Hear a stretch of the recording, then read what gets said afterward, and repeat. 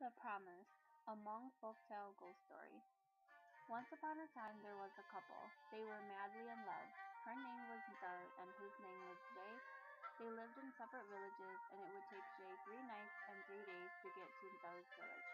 They always wanted to be together, but Jay was still working to save money and Doug didn't want to leave her parents yet. So they spent as much time as they could together. There was misunderstanding within the country, so Jay was recruited to go to war and fight for his country. He was sad that he would be leaving his girlfriend and family behind. He didn't know how long he would be gone and if he would even survive the war.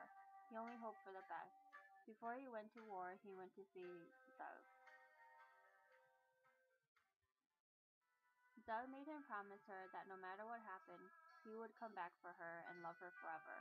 Doug promised that she would stay faithful and wait for him. Jay promised he would come back to marry her, and then they said their goodbyes.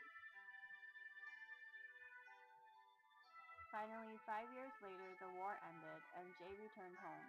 He was happy to see his family and friends. On a visit to one of his friend's house, his friend's sister asked him about life and how he was doing. Jay told her that he was about to leave to marry Zara and bring her back to the village. He didn't know how to tell Jay that Zara and her whole village had been killed during the war, so she told him that she heard Zara had gotten married. Very upset, Jay ran off to Zara's village to see if this was true. When he arrived, the village was empty and quiet. He approached Zara's house and was relieved to see she was sitting outside and had been waiting for him. He was so happy to see her.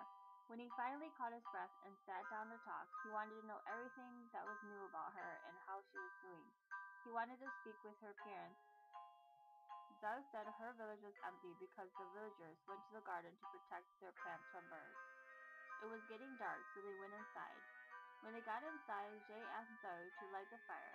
She did just that, but when she sat down facing away from him.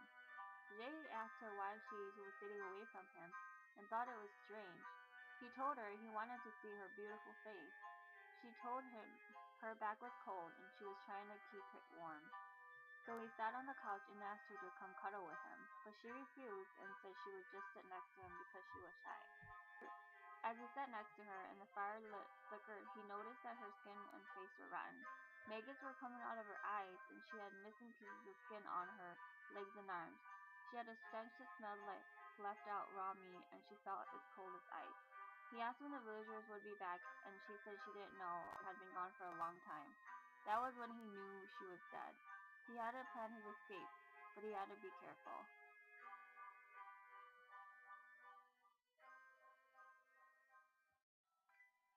Finally, he saw his chance and told her he had to use the bathroom. Doug wanted to go with him, but he said he was shy, so he gave her one end of his waist belt and told her to pull to ensure he was still there. So Jay went outside, but instead of using the bathroom, he tied his belt onto the bench and ran. All of a sudden, it got really quiet, and Zoe decided to go check up on him. To her surprise, he was gone. She gave a loud scream and ran after him. All night long, Jay ran in circles while Zoe chased him. Jay was so scared and didn't know what to do. He just kept running as fast as he could, but he could still hear her calling his name. Jay! Jay! Kanya kasi! Kachihukule. All he could think about was getting away and getting back to his village. He wished he would have listened to the rumors and just stayed away. Finally, he couldn't hear her calling his name anymore, and so he stopped to catch his breath. He didn't know she was right behind him.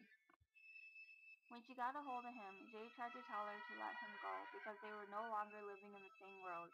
But she told him she kept her promise and he needed to keep his. Now Jay knew that she would never leave him. He was scared to death, but in the moment he was able to muster up some courage and break loose from her again. It was too dark and he was lost, so Jay decided to hide from her and waited until morning. When the sun came up, he finally found his way and ran back to his village. He told his parents what had happened, so they did a ritual for him that changed his name so that Zoe wouldn't know where he was. No one was to ever call him Jay ever again to prevent her from finding him. He was to stay in the house for 3 days.